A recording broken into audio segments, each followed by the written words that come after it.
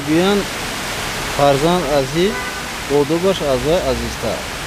شخصا فکر من همین است که فرزند رو در این حالت ترس و تنبیه دادن لازم است، چون که انسانیت در بگیم چیزی عالمی درونی خود مثال یک چیز دارد که اگر نترسد اون بپروایی میکند، پر ندارد اون چی خورد باشد چی بزرگ. فرزند من که اگه گناه کند من کودک نمیمونم که به کوچه رود یا اینکه در خانه به یگان وظیفه وابسته میکنم که تا بگویریز باید هم وظیفه رو اجرا کند. اگر یک روز دو روز که همین من کودک رو که در خانه داشتم و ممکن به خودش یک خلاصه میبرد که دیگر همین گناه رو نکند.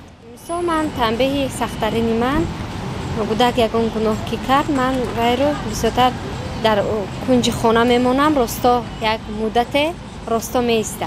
فقط همین گپای نغ زدن در کور که هم فرزند دیگه تکرار نکنه و طرز یکم آدابونه گپ نمیزنم قدیش وی میفهمم تا فهمیدن ممکن 2 روز 3 روز به خودش بخشش میپرسم ای حد که گذرانم یکم خیمچه چهک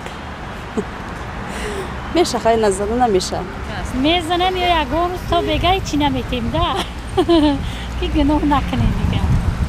اکا گودک ها معلم همی کم میگوی با هم کار تکرار میکنم برای گودک های نمیفهمه یکی فهموندن در کاره که اجرا نشود دیگه. تنبیه سخت‌ترین خیلی ما